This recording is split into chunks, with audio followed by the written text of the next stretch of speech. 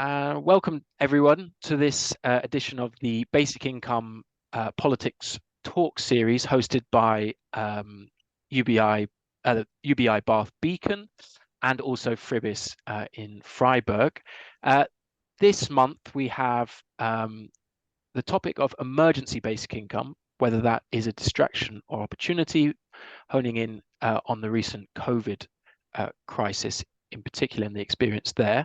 And giving our main presentation is Jurgen de Wispelaere, who's a leading basic income scholar specializing in the politics of basic income. So obviously very well fitted to our talk series. He's published extensively on this topic in international peer-reviewed journals, edited collections, and also consulted for governments and international organizations such as the World Bank and the Economic Commission for Latin America and the Caribbean.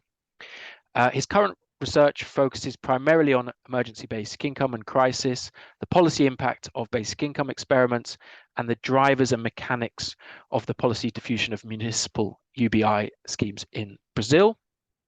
And one of the things he's doing as part of this talk is promoting a themed issue on emergency basic income that he co-edited with Troy Henderson for the International Social Security Review. Jurgen's also an IPR visiting fellow at the Institute for Policy Research at the University of Bath, which is one of the leading partners in this talk series, and a docent in the Faculty of Social Science at Tampere University. He is also, finally, the research coordinator of the Basic Income Earth Network, and giving comments from the world. I think beforehand we sort of discussed that Jurgen is the basic income person and Francesca Bastagli is the social protection person, who is going to be giving some comments on Jurgen's presentation and some thoughts on the case that he's making. Francesca has extensive experience in the design, monitoring and evaluation of social policies, including cash transfers, with a particular interest in gender equality and labour market outcomes. She's the author of numerous reports, articles and briefings on these topics, including Cash Transfers, What Does the Evidence Say in 2016, Universal Child Benefits in 2020, and Universal Basic Income and Work in 2021. Francesca is head of research and policy at the, I'm probably going to pronounce this one wrong, Agnelli Foundation. She was previously director equity and social policy at ODI, and has also held positions at the LSE's Center for Social Analysis of Social Exclusion and at the World Bank. And she holds a PhD in social policy from the LSE and a laureate in economics from Bocconi University. So that's the introduction of our speakers today. I think it's going to be a fascinating presentation and discussion, and I invite all of you to contribute to the debate and discussion after the two have presented. So Jurgen, if you'd like to take it away now. Yes, let me start by sharing. I have some slides. I actually prepared myself here. So see if I got the right ones. Yes, those are the right ones. There you go. Okay, great. Well, Joe, thanks very much for the introduction. And also thanks, also on behalf of Troy Henderson, who was my co-editor of this special issue, themed issue. So thanks very much for the opportunity for us to basically partly promote this special issue that's just come out. And I will put the link in the chat a bit later, and also maybe whatever, if the YouTube version can come out, maybe we can add the link to that as well. Be nice. About half the papers are open access, so free stuff, download at will, etc. So what I was going to do today, basically, I'll give you a little bit of a background of where this is coming from. I'll say something about the idea of emergency basic income, and then I sort of have two, if you like, sort of points to make, which is sort of partly reviewing, if you like, my perspective of some of the insights that have come out of this special issue. Of course, the special issue is by, the 7 papers there, people from many different countries and regions and from different angles. We have policy experts and we have academics, we have basic income experts, and we have people who come from more social protection and so on and so forth. So it's quite a diverse group of people. And so, you know, in a sense, I didn't want to just give like a full-on summary. I'm just going to kind of pick a few, what I think are probably controversial points to enter into the discussion and see where that goes. Okay, so by background, so in a sense, this idea started about 2 years ago. So the 2022 Bien Congress, so the annual meeting of, you know, the World Basic Income Community, so to speak, was happening in Australia in Brisbane in 2022. And Troy, who was one of the, so Troy is actually one of the directors of the Australian Basic Income Lab. So him and I were thinking, you know, it was just after the pandemic in a sense, right? So that was just literally, you know, pandemic has just closed the door. We thought it would be really, really cool to sort of think about all these sort of emergency basic income type E cash transfers that either were discussed or in some cases implemented, and to see what that actually means in terms of development of basic income. And in a sense, one of the big debates for the basic income community was very sort of two very, very different views. There was the people who think that all these emergency basic income things is great because it's like a stepping stone. We start discussing basic income principles, right? So even if it's temporary and linked to crisis, it's a stepping stone. And from there, we can build to a full basic income implementation, you know, in due course. And then there's the opposite group who basically think that basic income is really a competitor and a distraction to universal basic income. So, you know, emergency basic income and universal basic income, they have basic income in the name, but they are fundamentally different beasts, and they kind of get in the way. So they each should have their own pen or their own circus tent or whatever you want to call it, you know, but we shouldn't confuse the one with the other. And, you know, we basically shouldn't bother too much with emergency basic income. So the Bien Congress was very much trying to fit, you know, basically people's views around that. And then, because it was actually really, really interesting what emerged out of that debate, we then decided, Troy and I, okay, let's see if we can turn this into, you know, into a special issue. International Social Security Review was very interested in it, and effectively, you know, the main panelists of the Bien Congress, like Ugo Gentilini was there, Claudia Robles so Ugo is from the World Bank, Claudia is from CEPAL, Ian Norton from ILO were there. They are contributing to this special issue. And then in addition, we basically asked a couple of other experts, you know, from different countries to participate. So in total, that special issue has basically 7 papers. So, and, you know, by all means, have a look and see what it does. So again, the key focus in a sense is very much, you know, this emergency basic income thing, is it a distraction? Is it an opportunity for the basic income debate, right? So, okay. So what is emergency basic income? So a very simple definition of something I wrote with one of my co-authors, Leticia Morales, a few years ago. Emergency basic income, paying each resident monthly cash amount, no strings attached, only for the duration of the pandemic crisis. So time limited. And it is very much modeled after unconditional basic income. So the very easy definition is emergency basic income is just a time limited version of the regular universal basic income. But that definition is in some sense too simple. It's worth unpacking. And we do some of this unpacking. Troy and I are doing some of this unpacking in the introduction to this special issue. So, and in a sense, there's 2 features to think about. One is the fact that emergency basic income is temporary compared to universal basic income being permanent. And the other one, which I'll talk about in a minute, is that is very much linked to the crisis. Specifically, okay? This is about the objectives. So first about the temporary stuff. So as we know, basic income, one of the definitions is that it's a permanent policy. This is meant to be lifelong, right? It's something you can count on. But within the context of a pandemic or other crisis, we could think about relaxing this. Now, it's actually interesting to think about this idea of introducing time limits and not just think about it as a pandemic thing in the first instance, because we actually had proposals for time limited basic income about 20 years ago.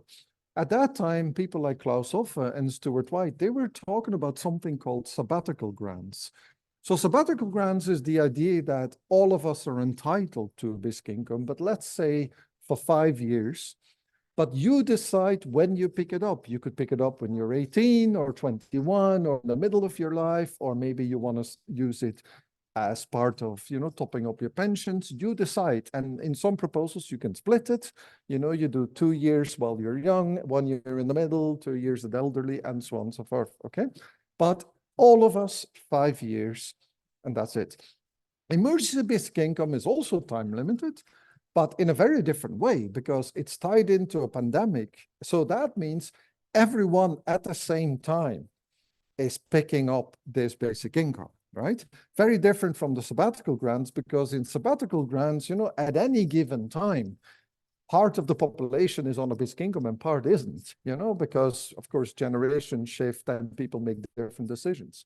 And another big difference here is that in the sabbatical grants, there's a choice element involved. You decide as part of your life plan when you pick up this basic income. With emergency basic income, there's no choice involved, right? At some point, the government effectively decides we're in crisis, we're going to institute the basic income, have at it. Of course, people who have other sources of income, they could save it, and there's different things you can do with it. But the moment the crisis is done and the emergency basic income is done, we're done with the program, right? Neither the start nor the end is something that you personally decide. It's very, very briefly, you can think about this temporal variation in different ways as well, right? So minimum basic income, it's really just for the crisis, 1 year, 6 months, 1 year, short. Intermediate basic income, it's the crisis, but a little bit of the recovery period. And a maximal basic emergency basic income, it's the crisis and it's the full recovery period. And the general idea here is that, look, when we have something like a pandemic crisis, it's not because COVID stops that suddenly the impact stops. It takes a long time for economies to recover, communities to recover, families, individuals, etc. And interestingly, we could actually play around with this. So there is, in a sense, the idea of a variable emergency basic income where, maybe we would have different lengths of basic income depending on your situation. So, for example, you could imagine, say, the poorest decile of the population just has a longer entitlement to emergency basic income than, say, the rich, if you like, right? So, of course, that then brings us into big questions about what are the appropriate indicators and the measures, how do you implement this? It gets complicated, of course, but conceptually, it's interesting just to note that, there's nothing in the definition of emergency basic income that doesn't allow you to play around with that. So this is the temporary bit, okay? Difference between emergency basic income, universal basic income is about the time limitation. But there's another one, which is sort of often mashed into it, but is actually different, which is that an emergency basic income, because it's permanent, has a different set of objectives than a universal basic income, because it's permanent, has a different set of objectives compared to an emergency basic income. In the permanent version, a lot of the objectives are really tied with planning for the life course, so to speak, like economic security over the life course, capability to plan across life cycles, and so on and so forth. Big issues around freedom, all these big ideas. Emergency basic income is really focused on some crisis event, immediate compensation, and perhaps also incentives, actually. You basically tell people you can't go to work. You also want to incentivize them to comply. That gets us into fun questions about what counts as a crisis, how impactful does it have to be? How much of a problem does it have to be? How broad does the impact have to be to count as a crisis? I think the key point here to realize is that this isn't an objective definition. This is very political, right? Ultimately, it's very much a political decision what counts as a crisis and at what point that crisis is sufficient to warrant setting up an emergency basic income, right? And another point that's worth making very briefly is this special issue we're talking about was very much rooted into the pandemic, but you can think about other types of crises, right? I mean, there's very obvious examples that are listed here. You can have climate crisis type of things, extreme weather events, flooding. For example, last week in Brazil, in the federal parliament, several people were proposing an emergency basic income for the flooding that's been happening in some of the Brazilian states at the moment, right? In the UK, for example, flooding seems to be a fairly regular thing. So you can imagine this becoming part of it. But, similar proposals around violent conflicts, refugees, war refugees, etc. Cost of living crisis, technological unemployment, right? Robots stealing our job. Is that the sort of crisis? It's a longer one, but is that the sort of crisis that also warrants this, and so on and so forth? So key points, two key points. One, this isn't just about pandemic. It could be other types of crisis. But second point, because it's another type of crisis, it may actually mean that we need another design of an emergency basic income. So don't think that one single emergency basic income design is going to be applicable to all types of crisis. So there's a lot of complexity around this, okay? So now this so far by way of definition, conceptual discussion, if you like. So two big points I want to make, and I'm going to make them quite briefly, which is sort of partly rooted in, if you like, my reading of some of this material that's appeared in the special issue. And in a sense, I want to kind of push at this question of emergency basic income and universal basic income, distraction, opportunity. And I guess in a sense, they're sort of too pessimistic, slight mispronunciation here. There's two slightly pessimistic points in a sense of their sort of health warnings to people who get too enthusiastic about crisis and emergency basic income. So the first point is linking emergency basic income with social protection. And I'm sure we're going to hear a lot more from Francesca about this. And my worry is that in some sense, there could be a bit of a functional paradox in the following way. Several of the papers in the special issue basically argue that emergency basic income is a very interesting solution when we're in an environment that has weak social protection, but it actually works best when it can be grafted on or interact with universal social protection policies. Some of that has to do with implementation issues, right? We need to have information systems, payment systems in place in order for an emergency basic income to actually do its work. So the suggestion here is that for an emergency basic income to really do what it does best, it actually works best in conjunction with a background of universal social protection policies.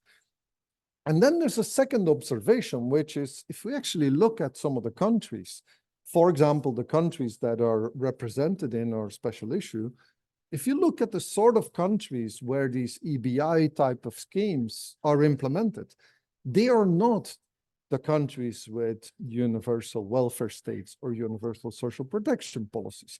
They are mostly the countries either liberal or productivist, which is mainly East Asia. But these are countries that are, fractured, highly sort of residual, more type of systems, so not very generous, not very broad in terms of coverage, and so on and so forth. You put these two things together, you do get a bit of a paradox, right? On the one hand, EBI works really, really well when you have a background of universalism. On the other hand, it's actually not implemented in cases where we have that universalism, right? So what do we do with that? Just want to put it out in the open here, and we can see where that takes us. A second point is about politics and about, political roadblocks. There's sort of a sense, if you go through some of these debates, there's almost a sense where especially basic income people think that emergency basic income is a bit of a technical question. This is a technocratic policy type of thing, which is, very simple. We have a crisis. There's good reasons why an emergency basic income works because it's agile, it's very low on admin, it can be implemented fast and all these sort of things. So it's like a no-brainer. Now, thinking of this as a technical policy avoids thinking about the politics of it. And one of the big lessons, I think, from this themed issue is precisely that politics really, really is a huge part of the emergency basic income debate, and also about the universal basic income debate. And here too, there's sort of a couple of opposing tensions, if you like. So on the one hand, there's a really, really interesting paper by Young Choi and Ugo Gentilini and a couple of other co-authors where they basically look at 5 East Asia countries and, the sort of policies they implemented. And one of the sort of headline findings, although they're not as blunt about it, but it's my interpretation of their headline finding, is that, in a sense, you get a lot of political benefit from, as a government, you get a lot of political benefit from introducing an emergency type of cash transfer. Within democratic regimes, the benefit pays out as political competition. You just do better than your competitors in terms of, wooing the electorate, so to speak, right? So in autocratic regimes, like Singapore and Hong Kong is mentioned there, this isn't about political competition because there isn't any, really. This is about political legitimacy. This is about making sure that people don't start rioting on the streets and sort of accept your autocratic rule, right? But in both cases, it seems to do good work. So the argument here is great. Cash transfers are good politics, political premiums. This is great. And then on the other hand, what we actually find in a lot of other places, or even in these East Asia places, that government nevertheless are very reluctant to fully embrace the emergency basic income concept as I've defined it before. So a lot of the schemes that we think of as EBI-like, they're either sort of one-off or they're repeated, but almost like every repetition has to be renegotiated. So there's no clear sense of we're committing to, for example, 2 years period of regular type of policies per se. A lot of them are targeted. A lot of these schemes, for example, are reducing generosity and subsequent installments and so on and so forth. So in general, there is a sense of, yes, we want to implement EBI type of schemes, but we really don't want to go fully along that line. We're very hesitant. And another added point to this is that governments are very, very keen to roll back emergency basic incomes as soon as the crisis is over, sometimes before the crisis is over. So there is really a sense of, yes, there's political benefits on the other hand, but clearly the capacity of an emergency basic income to sort of get rid of the blocks that we face in universal basic income seems quite limited. If anything, it's very much dependent on the same pathways, the same politics that goes on there, right? So yes, during the crisis, perhaps there's a little bit of a sort of relaxing of some of these points, but as soon as the crisis is over, it's business as usual. And that has implications from thinking emergency basic income to universal basic income, because in some sense that just limits what you might think an emergency basic income can do for universal basic income going forward. So by way of conclusion, just a couple of quick points and then I'm done and I'm almost within my time. So I think the COVID EBI experience offers some, but also some limited insights for basic income. I think on the question of whether emergency basic income is an opportunity or is a distraction, I think the simple answers are just not valid. So I think one of the things this shows is that you really need to dig into the cases. It's a lot more complex. It's a lot more contextual. So we need to kind of stay away from the broad kind of perspectives here. I think in one sense, emergency basic income is a bit limited as a proof of concept, if you like. Is this a good idea? Partly because of the failure of most governments to really commit to an EBI. So, so in some sense, there's sort of a sense of, well, we've implemented an EBI and it hasn't really done all the work. Well, we haven't really properly implemented the EBI in the first place, right? So we need to be careful. EBI context matters. Social protection systems matter. The interaction thing is very critical, and the politics matter. So these two are key features that pre-exist, but pre-exist in a dynamic way, right? These things are constantly evolving in various ways. And, we need to fit our discussions of EBI and UBI both in there. And I guess one critical point is that EBI really, in my view, does fail to overcome political hurdles, right? So, even in a crisis situation, it's hard for people to fully commit to it, even temporarily. And it's especially that the sort of the twin features of going fully universal and going fully unconditional. This is a hard nut to crack, even in a crisis situation, right?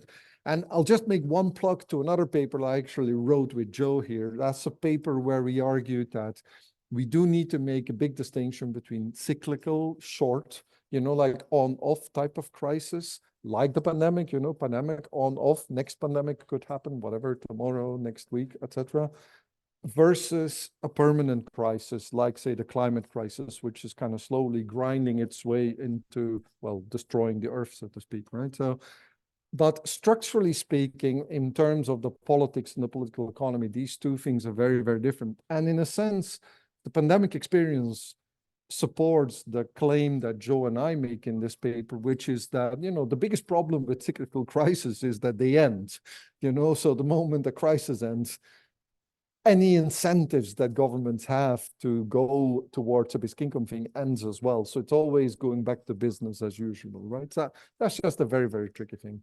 Okay, so on that positive note, I'll pass it on to Francesca. So yeah, brilliant. Thanks so much, Jurgen. I'll hand straight over to Francesca if she's ready to. You don't have any slides, I assume, or anything. You just. I know I don't. No, of course. Can you hear me all right? Yeah, we can hear you perfectly. Yeah, all right.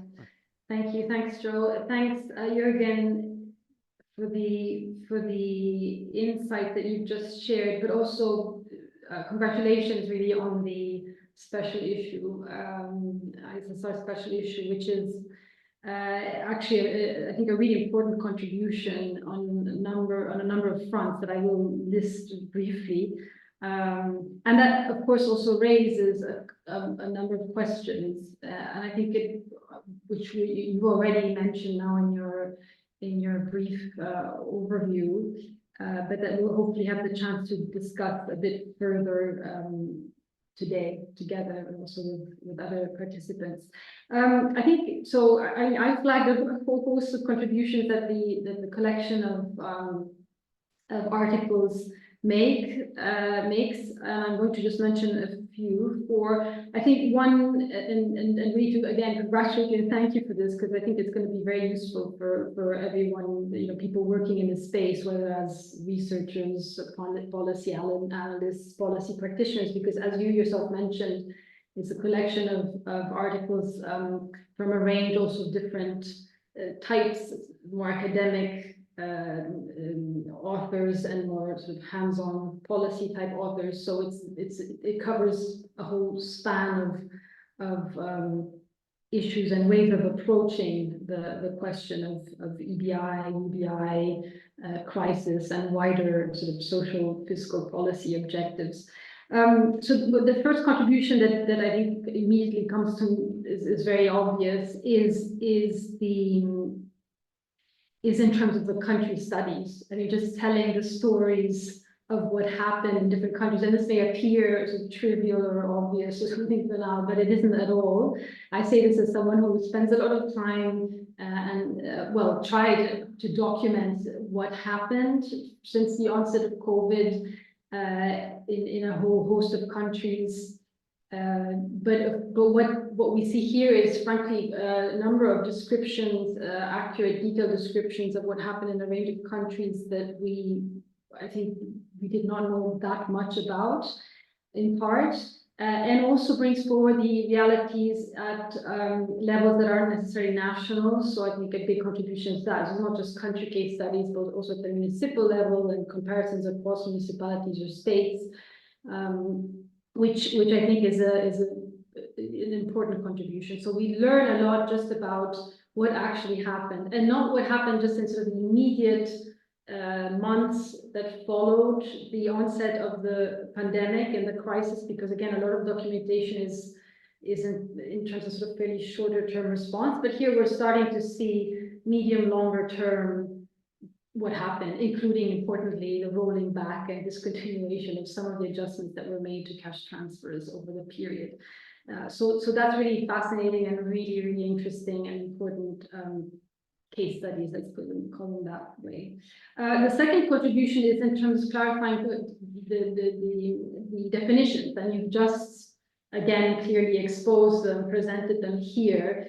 But I think that's when we talk universal basic income and now also emergency basic income, that's hugely helpful. I mean, as you know very well, better than myself, there are a whole range of different definitions, and there's nothing wrong with having different definitions also about basic income. I think that's totally fine. It's actually healthy, but we need to be clear what we're talking about. I think that helps immensely in terms of then having an informed discussion, both at a more theoretical level, but also at a practical level. But what are we talking about when we're talking about actual realization of a policy in practice and in all its different elements? And here, what you also just showed around, even within the EBI definition, breaking down the ways in which it can vary is hugely important. So we're talking about, yes, EBI, UBI, but within the EBI space, what are we actually talking about? There's a whole range of options even within that, and those definitions matter to, in practice, what we're talking about: one-off payment, a few payments over time for the duration of the emergency, and so on, past the duration of the crisis in our sense, and so on, is really helpful.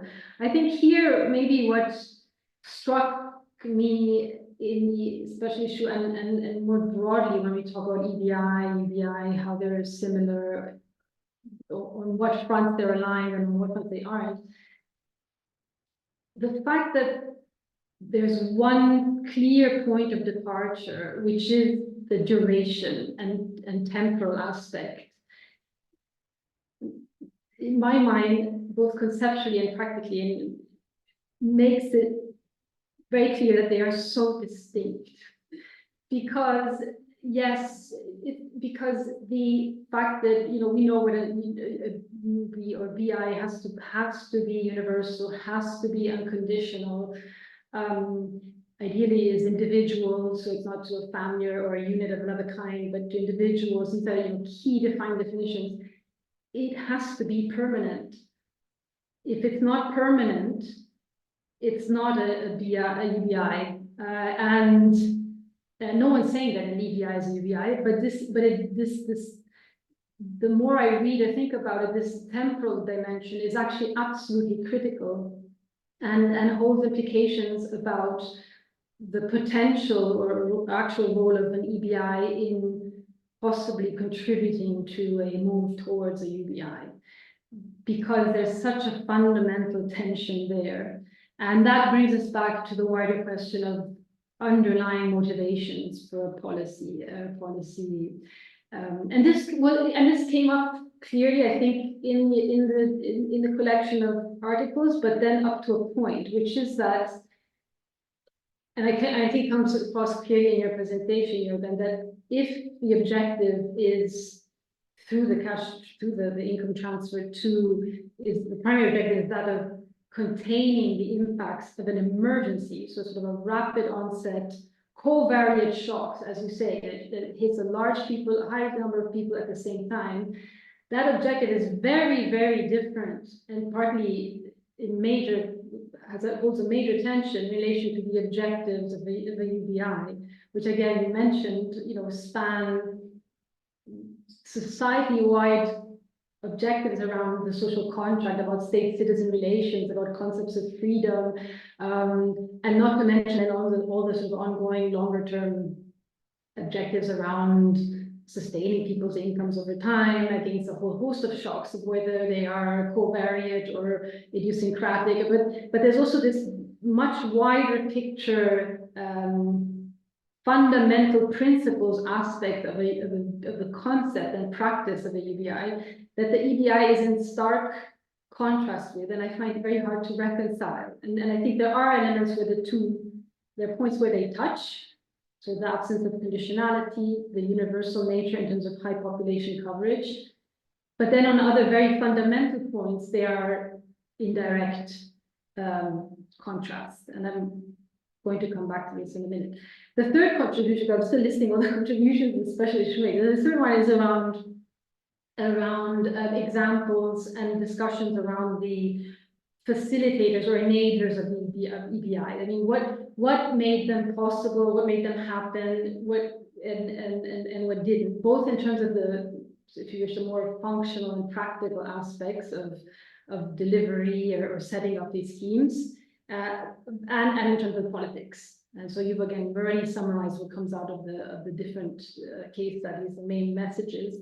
But here I did want to come back to the functional paradox bit, which is absolutely true. I mean, what comes across very clearly from the whole COVID response experience is that what we're calling EBI here essentially emerged in countries that did not have adequate sort of minimum income schemes in place that could, or even universal, maybe categorical schemes in place that could be used to scale up provision in the event of the shock. So if you think, for instance, about the high number of countries that have universal child benefits in place, and that where we don't even talk about them because they automatically expanded, right? Well, not everywhere. Of course, I'm not making a categorical statement, but in principle, where governments decided to do it, they could expand it, both in terms of, certainly in terms of the value of the transfer for any, if it's a universal transfer, presumably everyone or close to the full population is in receipt, you just expand the value in the event of a shock, and the value, and so income support to families that qualify. Of course, they have to have children, so it's a subset of the full population. But in some countries, it's quite a sizable share of the population. They were in receipt, and this wouldn't qualify as an EBI, as I understand it, or anyway, as it's understood in this special issue. And that's fine, but it tells you that. So that type of example is already sort of admitted, and also examples of countries where, and I think Argentina, or lots of other countries where. Jordan, where the response, which was an important one, but they used multiple adjustments to multiple existing cash transfers, including, importantly, on the social insurance or contributory side of things, that, again, you wouldn't qualify as an EBI, but in de facto, the efforts that were made led to a form of minimum income schemes, at least on a temporarily, that because they were stepping up minimum income even to the contributory angle. And this relies on and I'm calling it in some ways at the end a system of minimum income or minimum income system, because the contributory side of things, the delivery and the financing was partly coming through the contributory social insurance angle, but some of the regulations were waived, so they were de facto extended to workers that weren't working or didn't have contributory history. So there too, it's slightly the reality of the way in which policies get adjusted and delivered in practice are sometimes a bit messy and then elude some of these categories, but are equally interesting examples of stepping up income support in the short term, but with implications also for longer term income support schemes and systems that might not look like a BI or moving towards a UBI, but in some ways are doing something along those lines. But just to say, so yes, there is a paradox that the EBI in a narrow sense, yes, we saw it emerge in countries that didn't have it, and this is likely to happen in the future unless we sort of factor in the fact that there may be even more ways of thinking of an EBI than the ones listed here. Political enablers, again, I think interesting to see, not just as you mentioned, yes, how different types of government, democratic and autocratic regimes, how and why they, sort of motivations and interests that they might have had for introducing an EBI, but also interesting in the US case, but even in the Brazil case, I mean, variations across levels of administration. So what happens at municipal levels, why a lot happened, for instance, in the US case, because essentially it was enabled or made possible by bypassing some of the federal resistance at the federal level. Of course, the US is an interesting case because efforts were made also at the federal level and then they were rolled back despite very successful examples around the, for instance, child tax credit.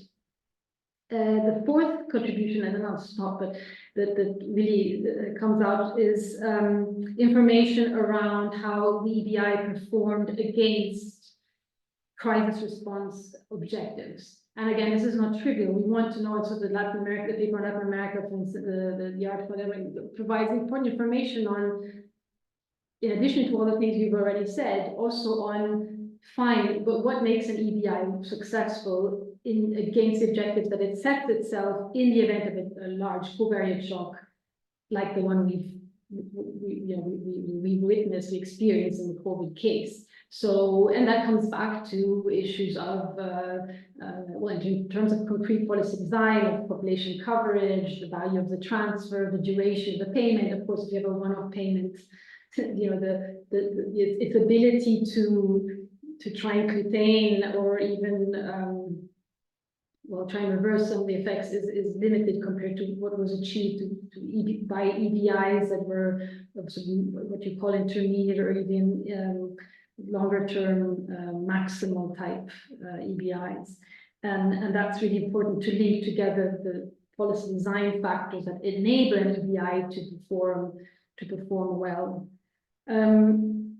So I suppose I have many more comments. We can maybe just open it up, maybe perhaps a moment, and then come back to some of the themes. Joe, I leave it to you.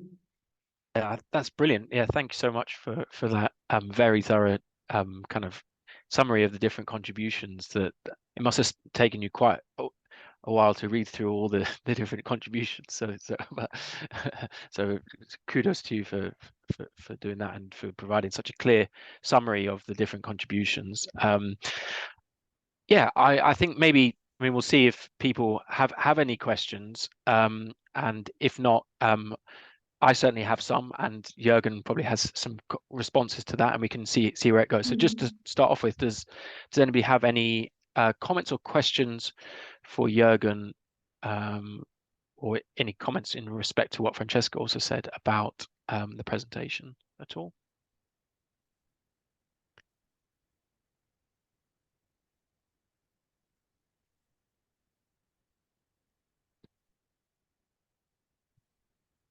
No. Maybe Jurgen, do you have anything to respond to Francesca maybe first before I come in and say a couple of things as well? I mean, very briefly. First of all, I mean, and thanks, Francesca. I mean, very, very kind appreciation of the work we did, and we being the whole collective of co-authors, and I mean, it's good.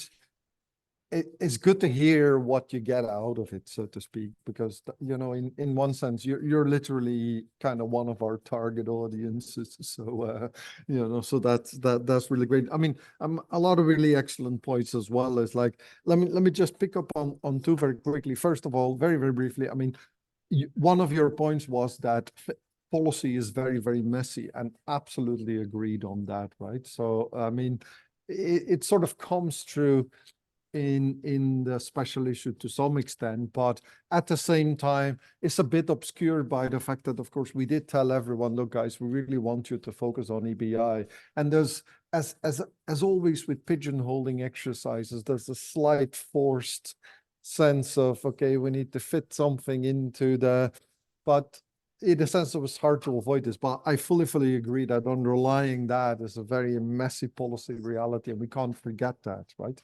And if anything, the moment you start building on this, it really gets into the complexity. Absolutely. The other thing I just want to pick up on, and this is something because weirdly enough, that's another project that Joe and I with Mark Dussard, who is who's the US contributor in our special issue, are working on separately, which is something that's very obscured in the UBI debate, which is the sort of the distinction of the levels of government, if you like, right? So we often talk about UBI as this national sort of thing. But yes, in our special issue, we have, I mean, I co-authored the paper on municipality in Brazil. So in Brazil, for the people who might not be familiar, so in the state of Rio de Janeiro, for about a decade now, Maricá municipality has basically had something close to basic income. going. And then during the pandemic, actually was very, very fast able to graft an EBI onto it, dial it up, and then after dial it down. But they're meanwhile, they're expanding. So that definitely firmly got root. But also it's expanding to other municipalities. I think there's about 14 now, and it's even expanding to a couple of other states. And then, the US paper in this special issue is Mark Dussard is a regional studies scholar. So he's very focused on, how basically federal money that was unconditional, in the sense that normally federal money comes with a lot of conditions of how the state can use it. And this time there was a big chunk of money where they basically said, look, you guys just use it however you see fit. And then it turned out that quite a few actors there were, implementing it. And, this is where, a lot of the mushrooming of basic income experiments and guaranteed income experiments came about.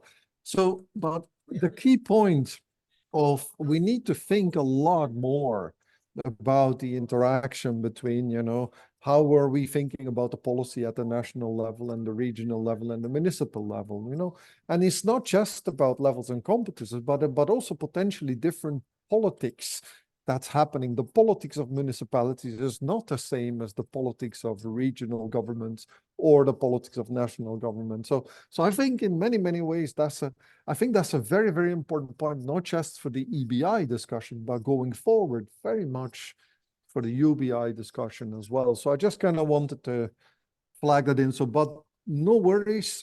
Joe and I and Mark were on the case, and we're working on this shit. And, by this time next year, we'll tell you all about it. So. Brilliant. Thanks, Jurgen. Just I'll abuse my chair's privilege just to make a couple of points myself as well that I was sort of thinking beforehand, but also firmed up whilst you were presenting, Jurgen. So one of them, which I think you probably would agree with basically, but I'm going to say it anyway, which is that the idea of EBI being a kind of distraction from UBI is a bit of a straw man, in the sense that, if in terms of the kind of marginal effect of the EBIs being introduced, it wasn't like it set back the kind of the onward march of UBI. And if only EBI hadn't come along, we'd have UBI right now. So there's kind of that, and it reminds me of a similar thing to what you always say, Jurgen, about experiments. When people come on chats like this and say, we don't need any more experiments. We already know UBI works, and we just need to implement it and all the rest of it. And you always say, look, it's basically the only game in town, right? I mean, politically, this is one of the main ways we have for promoting basic income. So let's run with it and see where it goes. It may not lead to a UBI, but come on, we've got some green shoots here, so let's take them.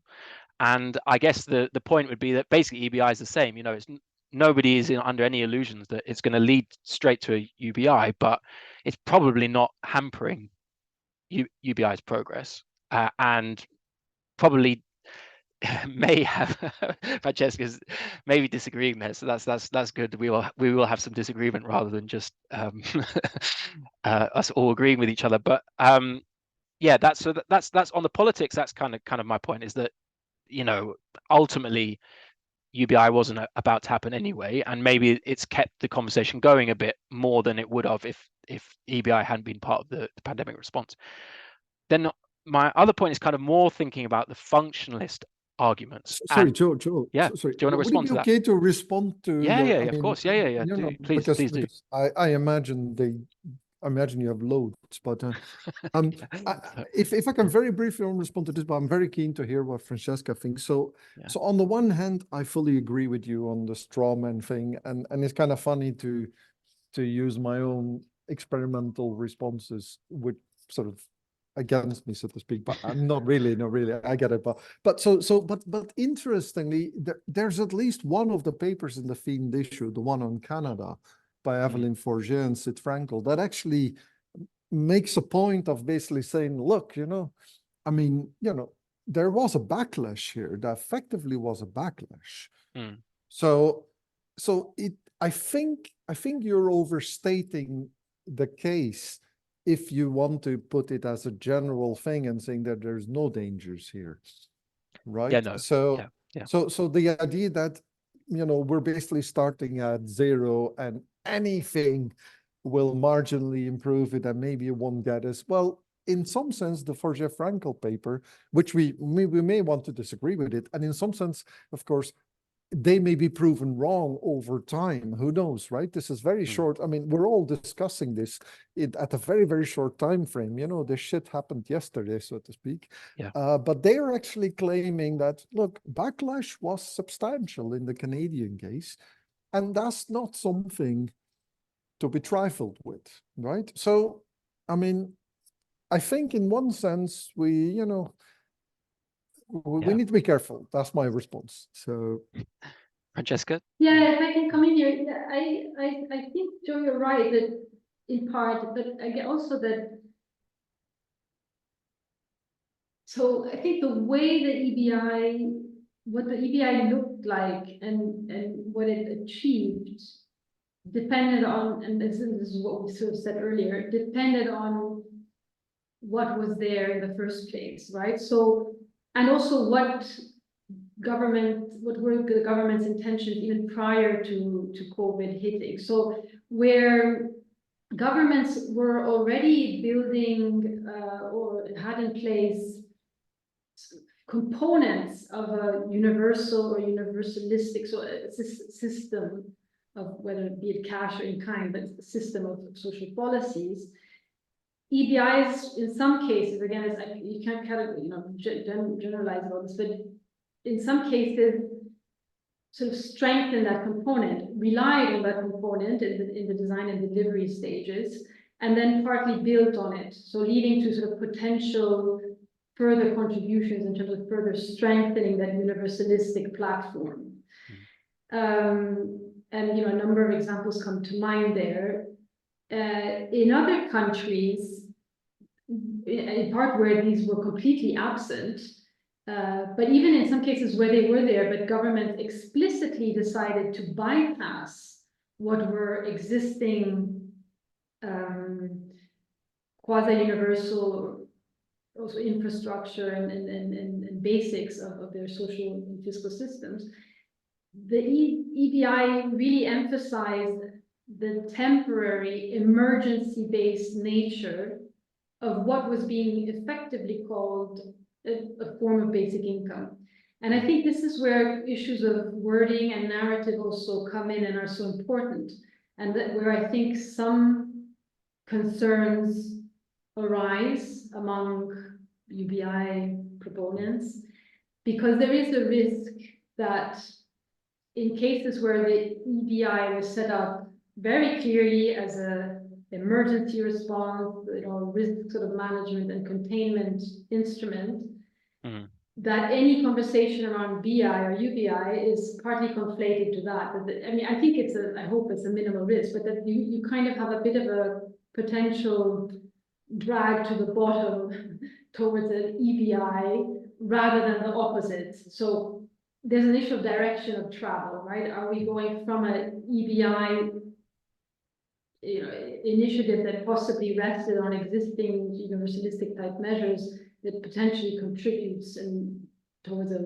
progressive expansion, or does that risk dragging down? And this comes across in the special issue, also in the paper by Orton and others that do point to a potential concern and risk that this focus on crisis, this focus on emergency in terms of the short-term vision of what these are, is potentially a concern in terms of dragging down and reducing and minimalizing, leading to more of a minimalistic definition of what a BI is. And this leads me, if I may just quickly, also to come back to the question of the nature of crises, because I think that the potential for the EBI as a concept and in practice to contribute or in some form or detract from efforts to move towards a UBI will depend on on the crisis and what crisis we're talking about. So when we're talking about sort of rapid onset crises that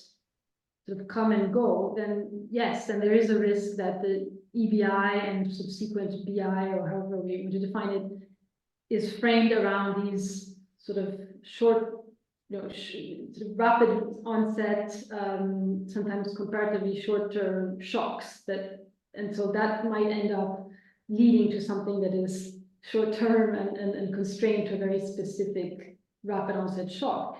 If, on the other hand, the crisis vocabulary and understanding encapsulates everything else, including the more slow onset or ongoing crises that Jurgen mentioned, be them related to climate change in a wider sense, not just sort of rapid extreme weather events, but also longer term climate change, labor market, so-called things that are happening in the labor market in UBI is often debated as part of that, as something that is reacting, we need as in reaction and response to shifts we're seeing, ongoing long-term shifts in the labor market.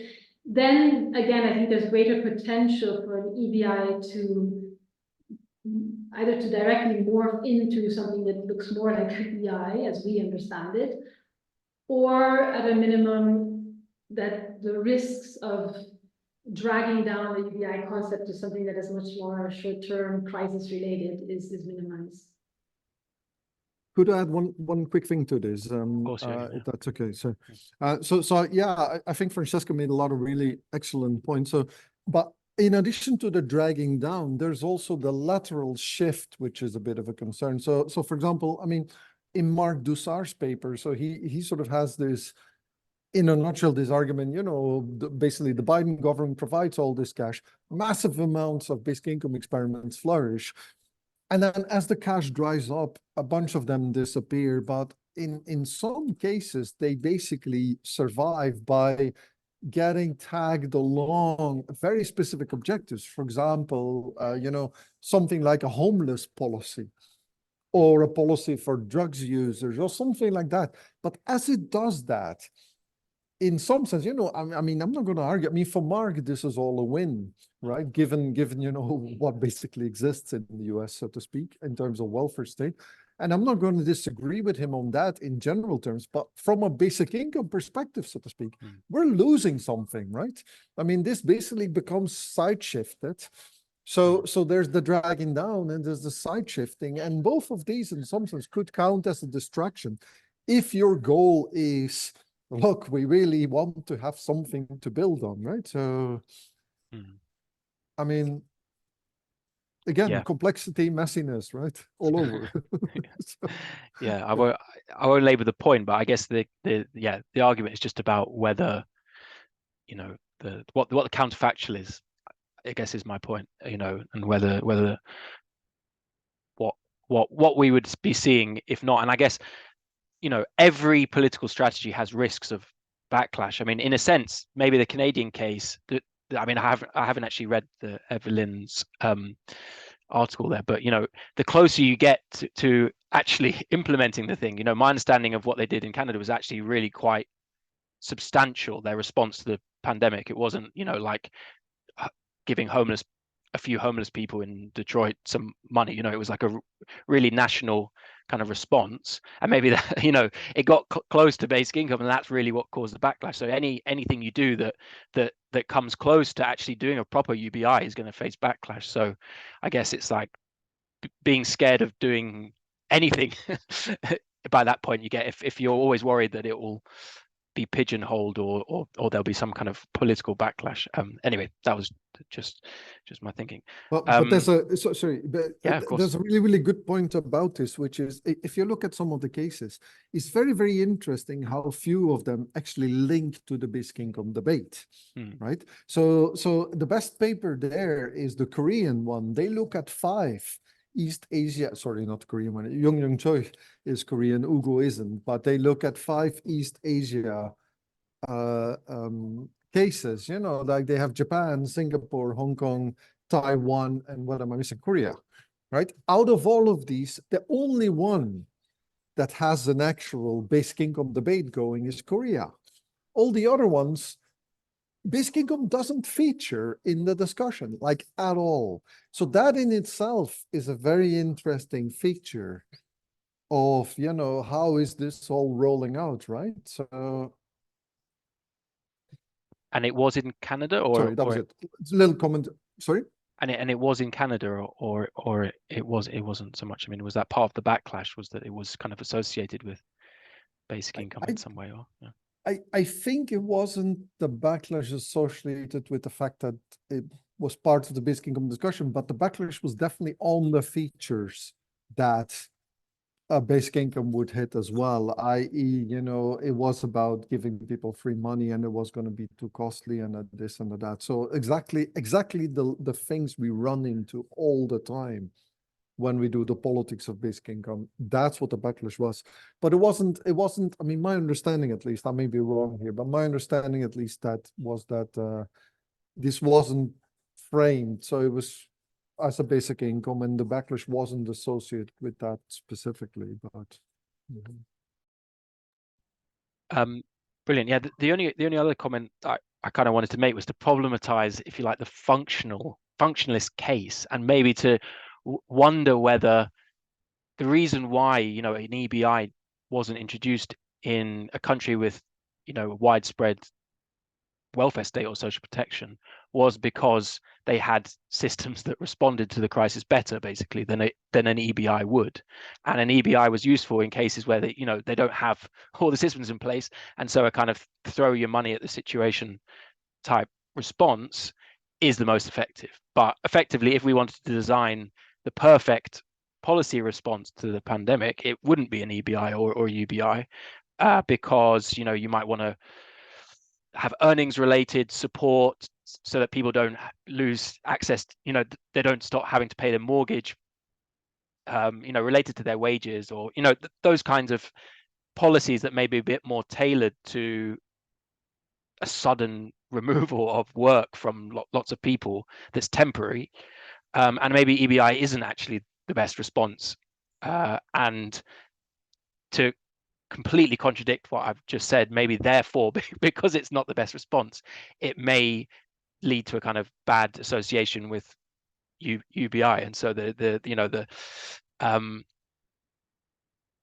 I guess I'm arguing maybe it's not so much of a paradox that we see it in the less developed welfare states, and basically it's not actually the best solution to the specific crisis that a pandemic brings up. Yeah.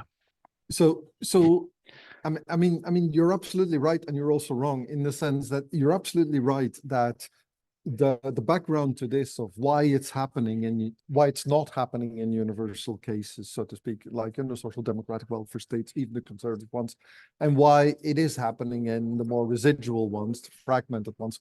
That's absolutely right? So I totally buy that, but that's not what the paradox is. The paradox gets us at the fact that in order for an EBI to do this, according to at least some of the contributors, including my own, you kind of have to have this, basically having the universal stuff in place helps you bringing out the creme de la creme, the best performance, so to speak, of EBI. So universal social protection is a performance enhancer of EBI. It makes it really happen and do its thing. And at the same time, the places where it's introduced, we don't have that, so to speak. And again, as Francesca pointed out, of course, cases are more messier and complicated, but that's where the paradox basically arises when you then think of it. So what does that tell us for, the basic income debate, right?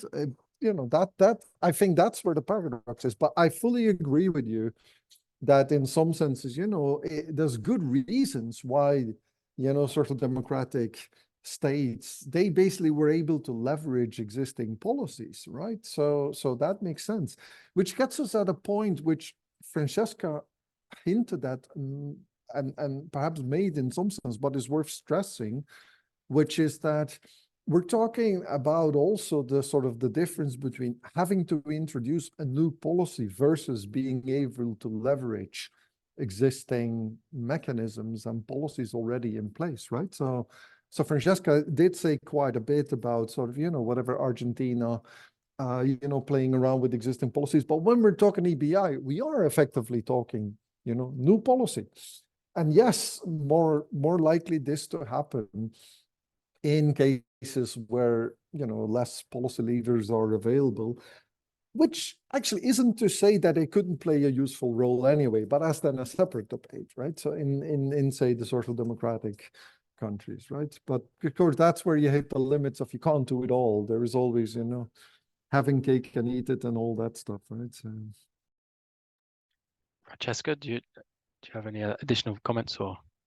No, yeah, no, I wanted to come back to some things that that have come up around the political barriers and issues of public attitudes.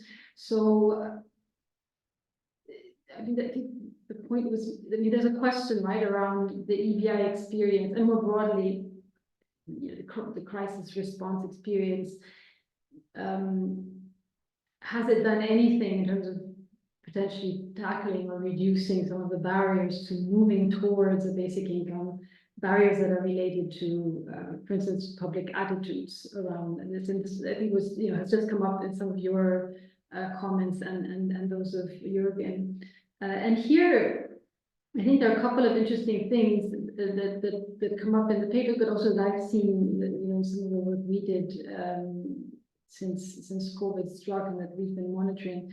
I think there is a question about the role of perceptions and attitudes, and there's no question that, for instance, so it's a classic that some of the way in which existing cash transfers are configured reflect these, right? So an emphasis on narrow means testing or on conditionality often reflect wider societal notions around deservingness, you know, why so you add a conditionality or behavior requirement to cash transfer in order to ensure that at least in theory, or at least in terms of motivation and justification for a cash transfer, that the recipients are deserving, that are following a course of action, investing in education or health or seeking a job and so on.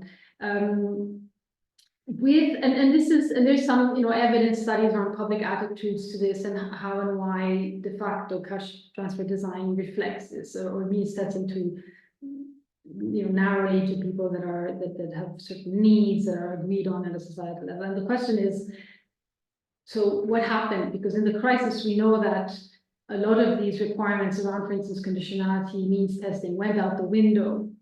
And in part, this was driven by the reality of the shock. It wasn't necessarily, so we're talking an emergency circumstance.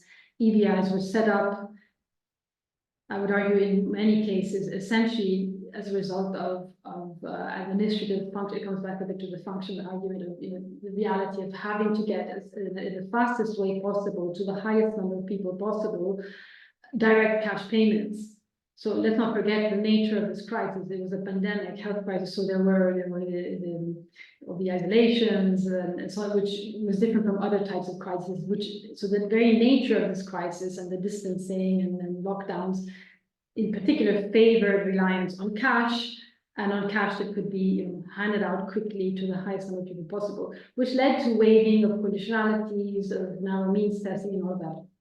And so part of the question is, well, did this experience, in some sense, contribute to directly by providing an example that this can be very effective, and that reaching population groups that were under previous or that under sort of regular cash transfer legislation are explicitly excluded because they're deemed to be undeserving or not in need. And I'm thinking, for instance, of certain categories of workers that are explicitly excluded from cash transfers on the grounds that they're able to work and are able to earn an income and shouldn't be in receipt of cash. They don't need it. You know, did this provide as a proof of concept that actually these two in different circumstances will be in need, and also that some of the concerns around universal unconditional cash are not grounded in evidence? So concerns around workers' incentive effects or around the use of cash on goods that are deemed to be, you know, whatever, wrong by society, or, you know, and I think, and just to say, and I know Jurgen will know, and you yourself will know more about this, but there is a sense that in some countries, I think that there was a realization among the public that actually, yes, maybe conditionalities aren't necessary, or indeed aren't even warranted in the sense that they pose additional burdens in terms of administrative financial costs. They themselves generate all kinds of awkward incentive and disincentive effects. And we've seen an unconditional transfer actually work well even against very basic objectives like poverty reduction or income support. And in that sense, because we spoke about backlash in some cases, yes, but again, I can think of countries where that didn't happen. And we're actually, and I'm thinking, for instance, of South Africa, where the introduction of the social distress relief grant, which by the way, as far as I can tell, is still ongoing. So now it's been extended to 2025, which was explicitly introduced to reach groups of workers that weren't covered by an existing fairly universalistic or of universalistic inspiration, the famous child grant and so on, were all expanded. They introduced this benefit specifically to reach workers that had been hit. It's not been discontinued, it's ongoing, and the sense is that and of course, we know that there's now a very lively discussion, debate, including now under election commitments around potential EBI. So all of this to say, I think the EBI did have a role in some countries in terms of providing new evidence and proof of concept that potentially has contributed to some shifts in public attitudes. How permanent these are, I don't know. Because a lot of them are linked to, again, to emergency response and crisis response type logic, and not necessarily to the day-to-day administration and regulation of welfare provision.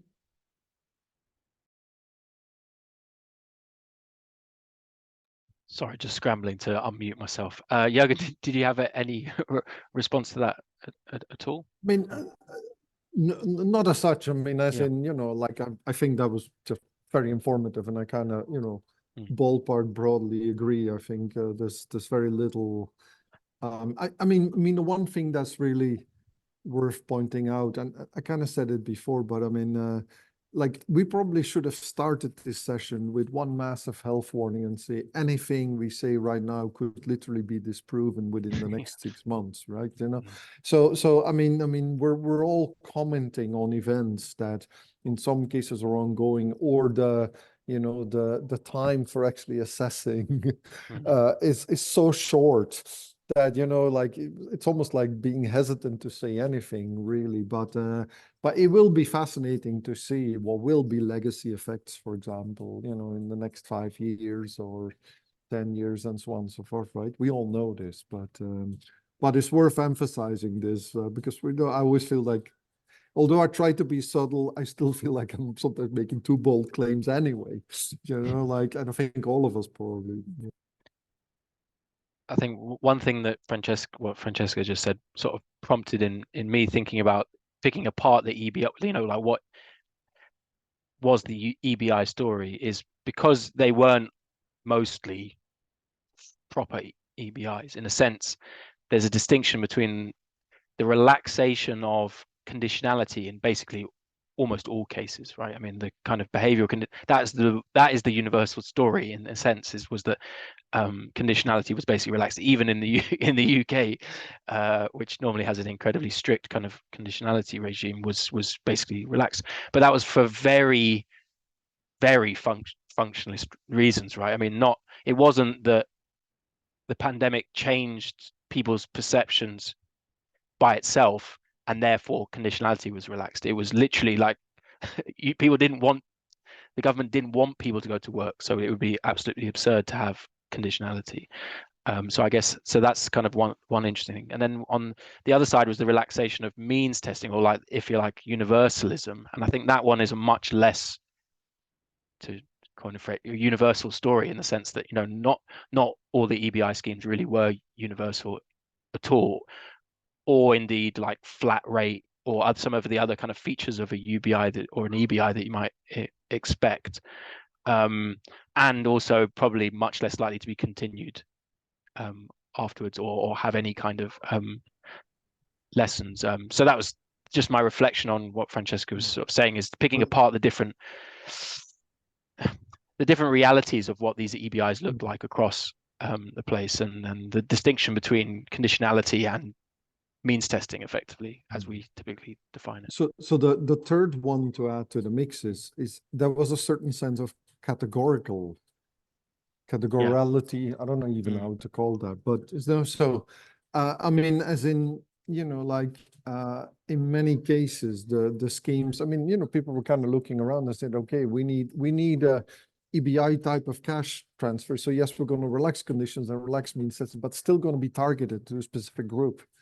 And sometimes that was very practical, right? And sometimes whatever, maybe people were excluded without it being intended. I don't know.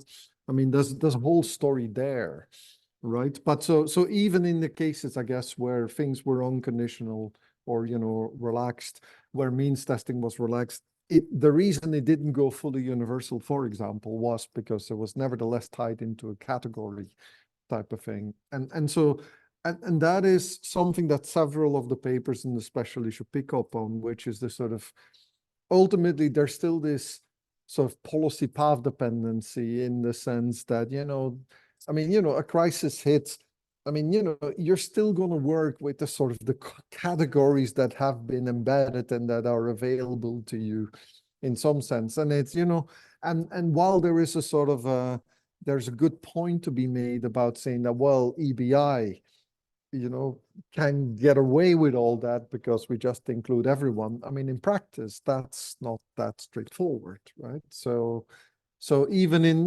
whatever, I mean, the paper I wrote on Brazil, I mean, in the Maricá case, basically that policy is targeted to a really big chunk of the poor people by virtue of being signed in to, basically being part of the Cadastro Único, which is a federal database, right? So, but the fact that that exists, it just makes it very, very straightforward. I mean, we don't need to check on people, that they're already in a system, and all we need to do is just dial up the money and graft the policy on top of it. But yes, and in a sense, they're at the moment, as they're expanding, for example, they're expanding because of, basically enrollment backlog. And so there's going to be more and more people now having the Renda Básica de Cidadania, as it's called in Maricá, but that's still by virtue of effectively kind of dealing with the backlog of the system. I mean, the moment they're going to expand beyond the Cadastro Único, that's where it's going to get really, really interesting and really, really complicated, right? That's the bit that I'm really looking forward to seeing what happens, right? So that's, I mean, implementation systems, politics, framing, I mean, all these things all fit together, but some of it is very box standard, stuff works or it doesn't work on the ground, and people have to graft on something, so to speak, right? So definitely, yeah. I'm not sure if anyone has any other things they wanted to say at all. We still seem to have two people in the audience, but I'm not sure if they had any questions at all. We did see that Moro exists at the beginning of the talk, so but maybe we scared a few people away. We scared a few other people away. Yeah, that's always good achievement. So.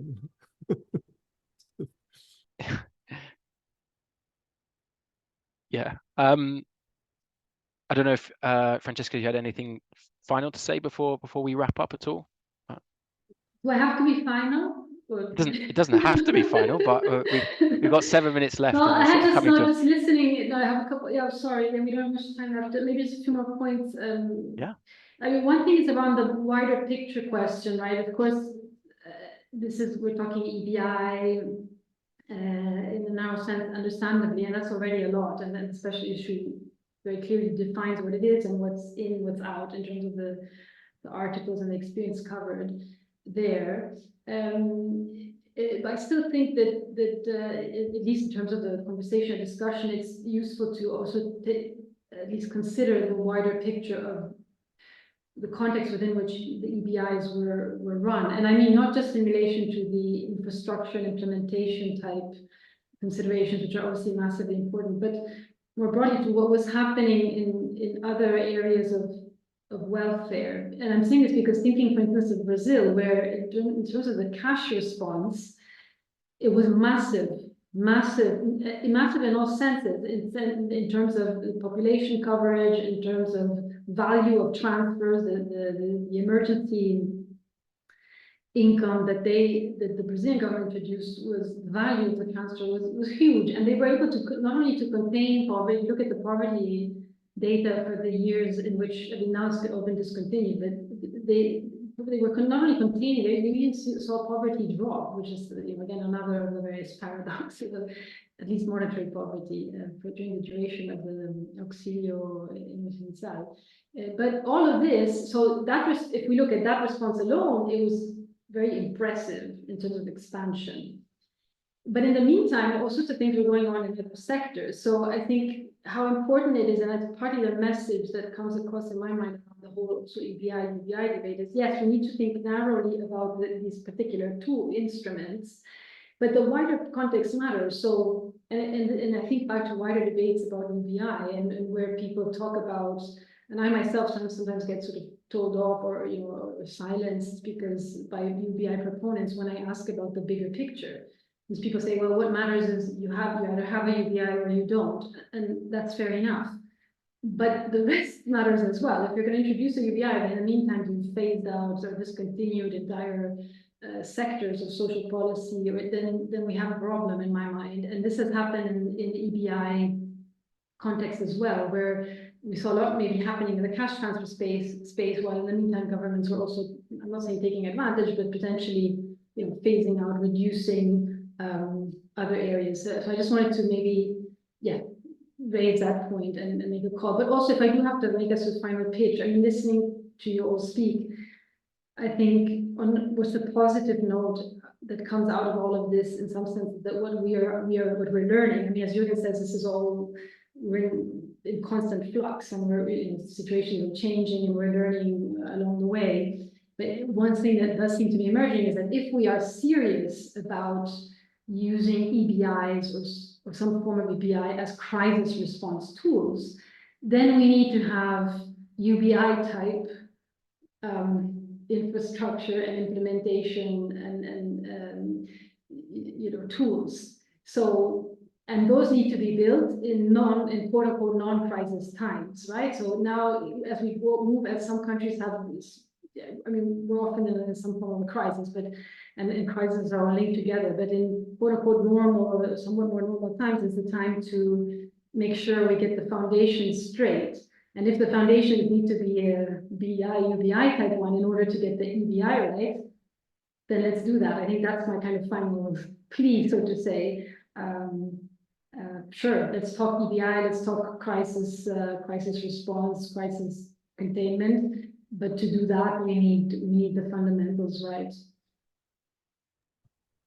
Amazing. Thank you so much, Francesca. I'll give you the honor of the final response, Jurgen, if you have anything to say to that.